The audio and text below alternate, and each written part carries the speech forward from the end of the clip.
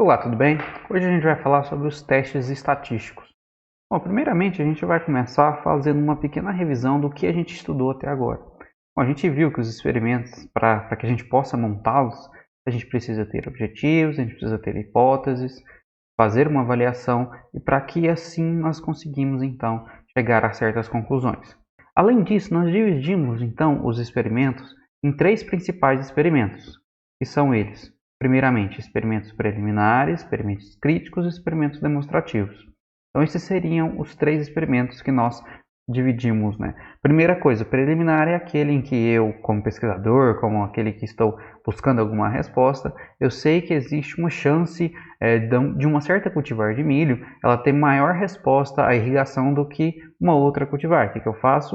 Eu pego diferentes cultivares e testo lâminas diferentes. Então, essa eu faço em poucas repetições, em lâminas muito diferentes, né? Para que eu possa ter uma resposta visual. Assim que eu tenho o resultado desse experimento preliminar, eu então penso, poxa, isso me deu uma resposta positiva, realmente eu posso levar isso a um delineamento, eu posso levar isso a um experimento crítico. O experimento crítico é aquele, então, que nós fazemos nas fazendas experimentais, tanto em instituições de pesquisas públicas, privadas. Então, esses são os experimentos que utilizam a estatística, utilizam os princípios da estatística. Outro tipo de experimento, que são aqueles experimentos demonstrativos, é aqueles que são apresentados, por exemplo, em feiras agropecuárias. Nas feiras agropecuárias, os vendedores, os representantes de certas marcas, eles vão e levam duas amostras, né? Levam uma daquela que é o produto que ele está vendendo e uma outra aquela que é a mais corrente na região ou mesmo uma concorrente. Então, o que ele fez? Ele pegou o resultado daquele experimento crítico, viu qual é a melhor lâmina, a melhor cultivar, a melhor marca de trator, o melhor tipo de pneu, e aí ele levou lá para uma feira agropecuária para fazer uma divulgação de vendas ou alguma coisa desse estilo. Como a gente estuda mais especificamente então os experimentos críticos, que são focos da nossa disciplina, tem duas regras que a gente usa como regras práticas, né? Vamos montar um experimento, a gente busca fazer um experimento que tenha no mínimo 20 parcelas experimentais. Então, um valor tem que ser maior ou igual a 20 parcelas. Uma outra regra prática é que o grau de liberdade do resíduo, aquele que a gente acabou de aprender lá nos testes da análise de variância, que ele tem que ser no mínimo 10. Algumas referências dizem 12, outras dizem 10. Então, maior ou igual a 10, certo? Então, grau de liberdade do resíduo 10 ou 12. E assim essas duas são as regras práticas que nós costumamos utilizar aqui para a montagem dos experimentos críticos.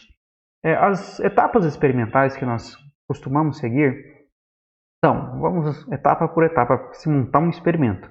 Lembrando que aqui é uma revisão do que é aquilo que a gente já viu lá nas nossas primeiras aulas dessa unidade. Primeiro, implantação do experimento. Eu vou fazer a implantação do experimento, tenho que fazer um planejamento de como fazer essa implantação do experimento, e aqui eu vou decidir qual será o delineamento, como eu vou dispor as minhas parcelas ou as minhas unidades experimentais no meu campo experimental. Após isso eu vou fazer a execução. O que eu vou fazer? Eu vou colocar o experimento no campo. Aquilo que eu planejei no papel eu vou levar para executar lá no meu campo experimental, na minha estufa, no laboratório, ou independente de onde você vai fazer ele. Depois que eu implantei, eu executei meu experimento, eu vou fazer a coleta de dados. Depois, essa coleta de dados é aquilo que vai me permitir que eu faça avaliações, para que eu chegue a resultados, para que só assim, então, eu consiga obter conclusões. O objetivo do meu experimento, eu vou responder ele lá nas minhas conclusões. O objetivo era provar que tal cultivar A é melhor que cultivar B para tal tipo de fonte de nitrogênio. O resultado disso, né, eu vou obter aqui na conclusão, onde eu vou falar assim, ó, realmente a cultivar A ela é melhor que a cultivar B para certo tipo de fonte de nitrogênio. Além disso, nós vimos também nas últimas aulas sobre os delineamentos experimentais. E aí a gente falou um pouco sobre o que seria o delineamento inteiramente casualizados, o delineamento em blocos casualizados e o delineamento em quadrado latino. Dizendo então, relembrando vocês, que o delineamento em quadrado latino, o DQL, é aquele que é menos utilizado dentro do campo da experimentação agrícola, ainda mais na área agronômica, justamente pela sua dificuldade, né, pela quantidade de tratamento ter que ser igual à quantidade de repetições. Isso então dificulta um pouco o dia a dia no campo, a forma de montagem desses experimentos. Então, quando a gente fala de precisão, a gente sabe que o DIC é aquele que tem menor precisão e o DQL é aquele que tem maior precisão. Porque isso lembra que o DIC ele não tem Dentre os 3 princípios da experimentação, né, repetição, casualização e controle local, o DIC é aquele que não apresenta o controle local. No DBC a gente já tem esse controle local.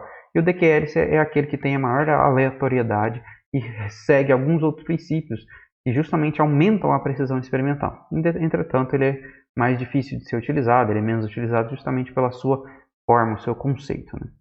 Então, o objetivo desses delineamentos ele é, então, permitir a estimativa do erro experimental e contribuir para aumentar a precisão do experimento. Esse a gente diz que são os 2 principais objetivos de qualquer delineamento que a gente monta. E aí, na última aula que a gente fez, nós determinamos o que seria a ANAVA, né? Como é a montagem da ANAVA, causa da variação, os tratamentos, o resíduo, determinamos os graus de liberdade, o grau de liberdade do tratamento, o grau de liberdade do resíduo, o grau de liberdade total, determinamos a soma de quadrados, o quadrado médio, para que então nós possamos determinar o que era o F calculado, comparar então com o F tabelado e assim chegar a alguma conclusão. Lembra que eu disse para vocês que as hipóteses da ANAVA são fixas, né? Nós temos 2 hipóteses. A hipótese nula, OH0, os tratamentos não diferem entre si, e a hipótese alternativa é que pelo menos 2 tratamentos diferem entre si. Então aqui a gente terminava, né? Só que aí eu pergunto para vocês, termina aqui? Não basta eu selecionar lá 5 cultivares ou 5 marcas de tratores e dizer que dentre essas 5 marcas de tratores eu tenho pelo menos 2 que diferem entre si no consumo de combustível. O produtor ele não quer saber isso, mesmo a empresa de pesquisa ela também não quer saber isso, ela quer saber qual é aquela que é mais econômica, qual é aquela que mais gasta. Então, para isso, nós precisamos iniciar ou adentrar nos testes que são os testes de comparação, teste de comparação múltipla ou teste de comparação de médias. Então, dentre esses testes de comparação, nós também temos ordem de rigor, que é aquele que são os menos rigorosos e os mais rigorosos. Então, por exemplo, se a gente olhar nessa escala aqui, selecionei os que são aqueles que são mais utilizados, né? Dentre esses que são os mais utilizados, nós temos o LSD, o Duncan, o SNK, o Tukey e o Sheffey. E o Scott Nautico também é um dos mais utilizados. Aqui, o que eu diria que seria o que é o mais utilizado é o Tukey, que é o teste mais utilizado de todos dentro da nossa área, né? Vai depender de cada utilidade, né? Mas enfim, esse daqui seria a ordem de rigor. Então, o Sheffey seria aquele que é tem maior rigor, e o LSD seria aquele que tem menos rigor. Entretanto, esses dois aqui eles podem ser iguais dependendo da referência que você pega. Isso daqui não é algo fixo, né? É algo que você pegar em diferentes bibliografias, você vai ver que existem uma diferença de ordem aqui entre esses dois aqui. E o Scott Nautico também, dependendo da literatura que você pega, você vai ver que dependendo do número de tratamentos, né, em algumas literaturas dizem que acima de 8 tratamentos, o Scott Nautico ele pode ser mais rigoroso do que o Tukey, né? Mas abaixo disso ele está aqui, né, ele é menos rigoroso do que o SNK. Até agora nós só tínhamos nós paramos, né, nosso experimento, nossas análises estatísticas lá na ANAVA. A ANAVA ele é um teste F. A ANAVA ele é de muito rigor, né? Se a gente fosse enquadrar ele nessa escala aqui, ela estaria aqui, né? Acima do Tukey, abaixo do Sheffey. Então, o teste F da ANAVA também é um teste muito rigoroso. Então, é muito difícil que os tratamentos ele apresentem diferença entre eles, né? Então, é rigoroso, né? Quanto mais rigoroso, mais difícil é de se apresentar diferenças. Quanto menos rigoroso, mais fácil é de se apresentar diferenças. Entretanto, às vezes essas diferenças nem existem e o teste, quando ele é menos rigoroso, ele detecta diferenças, pequenas diferenças. Então é assim que, até nas últimas aulas eu tinha dito para vocês, que alguns vendedores aproveitam para usar algumas marcas, empresas, enfim, para usar testes menos rigorosos para que eles possam então encontrar diferenças entre os produtos deles e os produtos concorrentes, né? Não que isso seja trapaça, na verdade você só está usando um teste diferente, ou mesmo um nível de significância diferente. Então, dentre os testes que a gente estuda, né, o que eu vou dar foco hoje, que é o que a gente mais vai utilizar, é o teste de Tukey. O teste de Tukey, ele revela quais tratamentos diferem, tem muita credibilidade, é um teste bem rigoroso e define a menor diferença significativa utilizando a amplitude da distribuição estudentizada.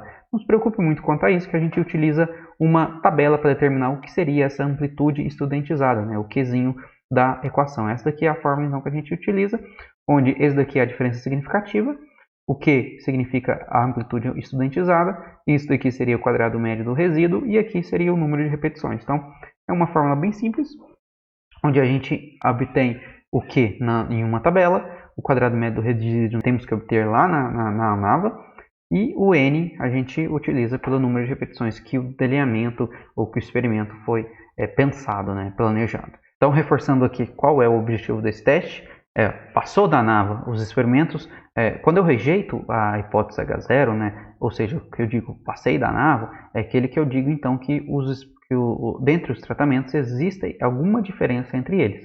Só que eu ainda não sei qual, supondo que eu tenho 5 marcas de tratores, dentre essas 5 marcas eu não sei qual é a mais eficiente no uso dos combustíveis, ou seja, a mais econômica, né? Então o TUC vai ser aquele que vai me dizer qual é a marca que tem maior eficiência, qual é aquela que gasta mais e aquela que gasta menos. Então, esses testes de comparação eles são voltados para ter esse resultado. Então, isso é o que realmente a gente busca quando a gente faz um experimento. Então, para a gente determinar qual é esse Q, então a amplitude estudentizada, nós vamos utilizar uma tabela. Essa tabela, ela utiliza aqui, então, na sua coluna aqui, nas suas linhas, na verdade, o grau de liberdade do erro, né, do resíduo. Então, ó, 5, 6, 7, 8, 9, eu vou utilizar de acordo com aquele que eu tenho lá na ANAVA. E aqui o alfa, que é o nível de significância, eu posso utilizar, por exemplo, grau de liberdade do resíduo 5, nível de significância que eu estou utilizando no meu experimento é 5%, e o número de tratamentos que eu tenho for 5, eu vou seguir aqui e vou chegar a esse valor que seria o 5,67. Vamos então fazer um exemplo de aplicação para a gente ver como isso é simples, né? Olhando assim talvez pareça um pouco complicado, mas na verdade é bem simples para se determinar o delta do TUC. Então, exemplo que a gente vai iniciar o entendimento. Um ensaio de produção de tomates em uma estufa submetidos a diferentes substratos resultou no seguinte conjunto de dados. Considerando que se utilizou o mesmo cultivar, é possível afirmar que o número de frutos de todos os tratamentos é estatisticamente igual? Bom, o que ele fez? Ele desenhou um experimento dentro de uma estufa. Esse experimento está desenhado em DIC, delineamento inteiramente causalizado, e ele testou 5 diferentes tipos de substrato e ele viu qual foi a resposta para esse substrato dos pés de tomateiro, né, dos tomateiros, para a produção de frutos de tomate. Por exemplo, no tratamento 1, na sua primeira repetição, repetição A, aquelas primeiras plantas, a primeira planta apresentou 10 frutos de tomate. A segunda repetição 0, a terceira 5, a quarta 10. Por exemplo, o outro tratamento, o tratamento 4, apresentou na primeira repetição 80, depois 70, 70 e 70. O que ele está perguntando? Ele está perguntando, olha, se todos os tratamentos são estatisticamente iguais, né?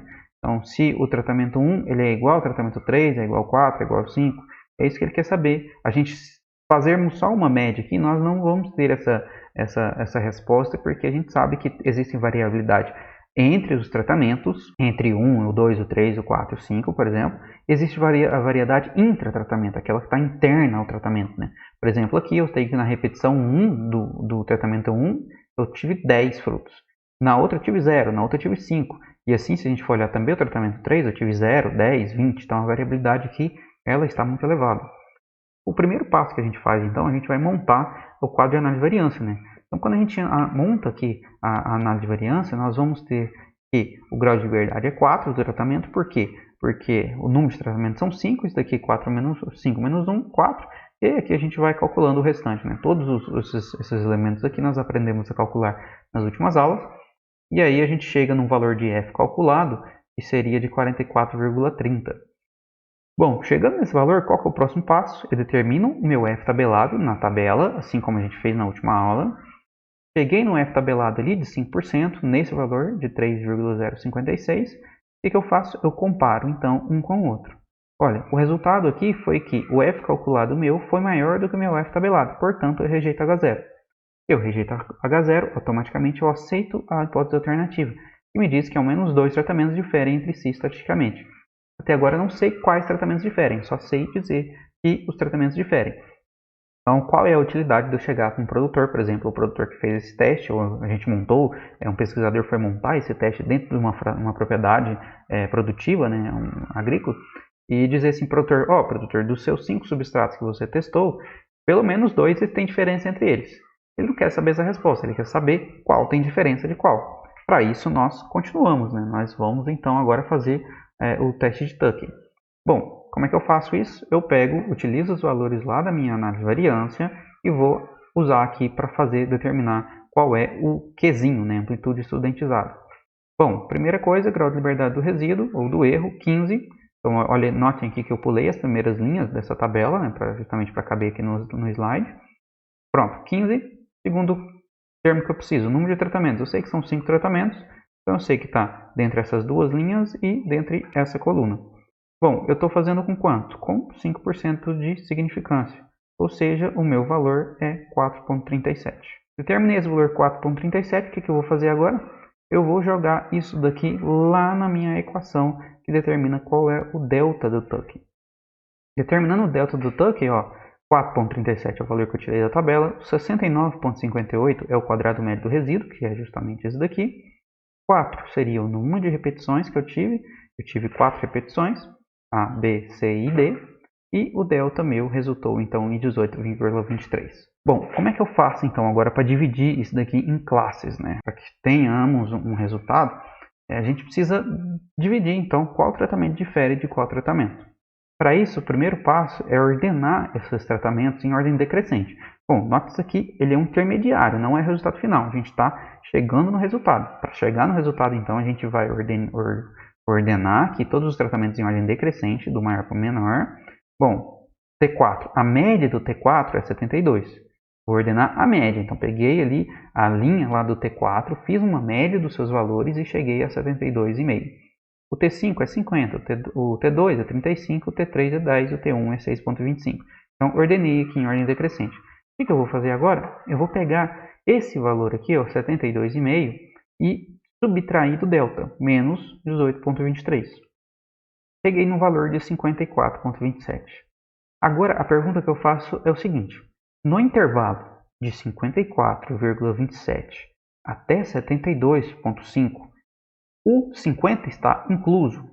Não, ele não está incluso. Então, de novo, no intervalo de 54,27 até 72,5, o 50 que está aqui embaixo está incluso? Não, não está incluso. Então, eu coloco uma letra aqui na maior média, a letra A, e ela não se repete aqui no meu segunda maior média. Faço de novo agora. Pego o 50, subtraio o delta, 18,23, e vou chegar em 31,77. Faço a mesma pergunta de novo.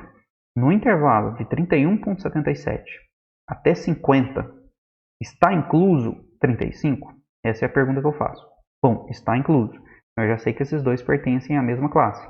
E aí eu faço de novo a mesma pergunta. No intervalo de 31,77 até 50, está incluso a próxima média? 10? Não está incluso.